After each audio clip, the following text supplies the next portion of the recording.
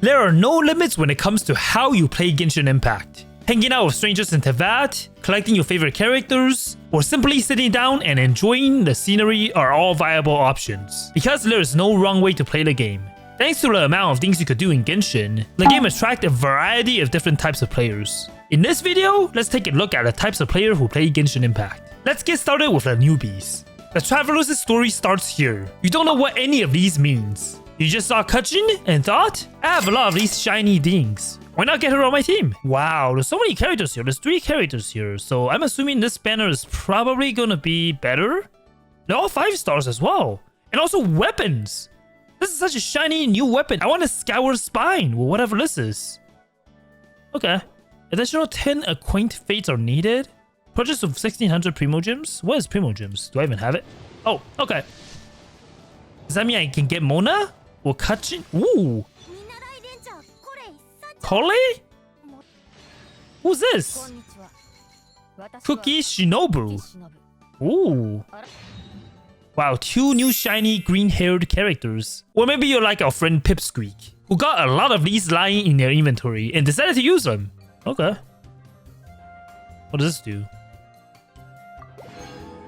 There's a lot to learn before you could truly enjoy Genshin. So when you take that first step into Mondstadt, mesmerized by the beauty of the open world of Teyvat, it is important to make sure you start off on the right foot. And how you start off on the right foot depends if you're lucky enough to find the helpers. These players are 1 in a million. They choose to spend more time on Genshin in another person's world rather than their own. In other words, the helpers are the type of players that spend most of their time scrolling through the co-op menus looking for people to help. These are usually endgame players that already completed everything to do on Genshin, so they dedicate their time to help newbies in whatever they request. This could be helping with a quest, killing boss monsters, anything you need really, and they will fulfill your request. The helpers most likely have their world set to join without approval, so when they are in their own world doing something, they are also ready to help anytime, anywhere. These type of players are the real MVPs, and I just want to give a shout out to all the helpers. This is honestly what makes the Genshin co-op function such a hidden gem. Whenever you have a game that requires any amount of strategy, you're most likely gonna find the min-maxers. The people who could have successful careers as professional Excel gurus. But instead, they dedicated all their times to finding ways to squeeze out any possible ounce of damage increase to their characters, who are already 36-star in Abyss at a record-breaking pace. These are also the theory crafters doing math calculations to find the optimal stats, and having expectations on how much CV every single character needs in order to perform to their expectations. Min-maxers will dedicate months to find their perfectly rolled artifact piece to squeeze out an extra 20k damage. These people love spreadsheets about comparing teams, talents, artifacts, or anything else they can optimize to aid in their mission to make the hardest bosses in the game as easy as possible, while also complaining that the game needs more combat-related content to do in the end game.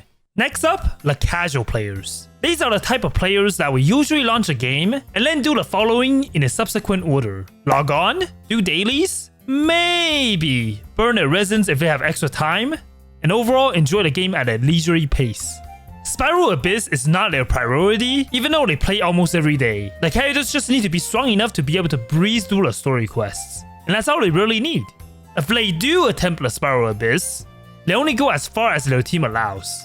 Don't let this type of player confuse you for the dailies only player, because this type of player barely plays 20 minutes each day and would only log in for this sole reason, to collect their daily 60 Primogems. Let's take a look at our next type of players, the Explorers. The Explorers are on a mission to uncover every inch of land across the world of Genshin.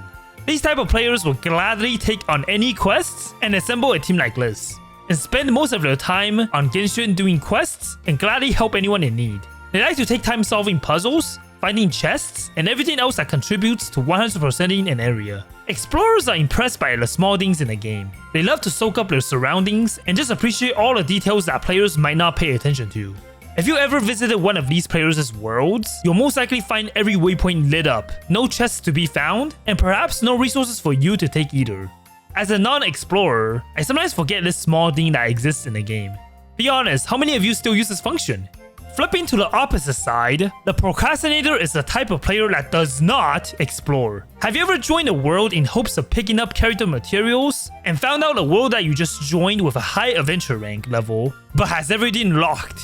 These type of players find exploration extremely tedious because it takes too much time. They also don't read the story, so naturally have no idea what is going on in the lore.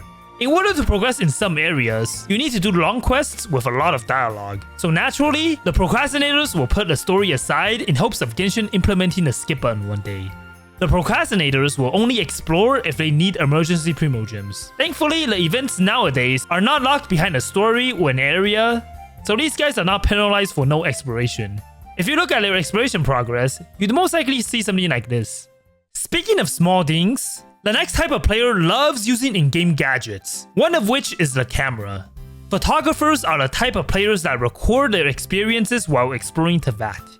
I think every player should be a photographer, because despite all the lows, this game is one of the few games that made me feel like I'm immersed in it. Simply capturing a bunch of moments in game will create long-lasting memories that makes you appreciate the moments you had while exploring the world. One day when you look back at your Genshin photos, you will be able to smile because it happened. Have you ever met someone on Genshin with a bunch of red exclamation marks on each of their characters, all with what they called emergency fates that they left on their fully raised characters? Well, these special types of players are called the hoarders. When you look into one of their inventories, you will find a boatload of purple books, abyss boxes, standard fates, moras, and maybe even primogems. Perhaps even items you've never seen before. Hoarder loves shiny things, and they will typically loot literally everything in the game, just in case they need it. Cause surely someone with something is gonna put these Loach Pearl to use, right? Hoarders share the same trait as explorers, as they will mine everything they see, pick up all the ingredients, and chop down all the trees. They might have kleptomania, so they can't pass by something shiny and not pick it up. So if you happen to meet one of these people in co-op, please forgive them for picking up your mint. You can find their inventory capacity nearly full at all times. And on a rare occasion that they spend their primogems, this happens. The amount of time they spend in an artifact domain is twice as long, because they have to clean the artifact out every other run. You might even find most of their characters unbuilt, even though they have more than enough resources to max all of them. This habit might sound ridiculous to many of you, but this is what hoarders called resource management. The teapot builders are honestly a rare breed. These type of players are straightforward. They love to decorate their home and teapot. If you have never seen one before, some of these players have so much creativity and passion with their builds. If you have the time, make sure to visit some of the teapot and explore the hours of passion with them. Next up is the multi-accounters. If you played Genshin Impact for over 2 years and never had an account reach AR 60 because you started a brand new account for a challenge, you are a multi-accounter. This type of player might have started a new account because of many different reasons. Either they ran out of content and want to play more Genshin, or maybe they want to pick the opposite gender twin to see if there's any difference in the story, or just want a new challenge of playing a single element. Even though 2 accounts might seem fun and all at first, you only realize how much time it adds up playing multiple accounts, and doing dailies on all of them every single day. Props to everyone that plays on more than 3 accounts. And lastly, the lore enjoyers. Whether you play Genshin to wish for your favorite characters, the combat system, or to make friends, you came into this game with a plan from day one. And boy does the lore enjoyers have a plan. From the first day, they fully immersify themselves into the game. These types of players will do the first quest to understand the basics, read all the books they discover in the game, go to the archive to learn about items or artifact lores, and just go over every single character stories and their voice lines to understand their lore. Just in case they missed anything, they will proceed to read the entire Genshin Impact wiki fandom to see if there's something they left out. The lore enjoyers are on a mission to fully discover and understand everything in the massive universe of Teyvat. And now I have to ask you, where do you find yourself among the list? Do you belong in a few of these categories? Or maybe I missed you entirely? If you enjoyed this video, leave a like as it does help out the channel. Until next time, thank you for watching.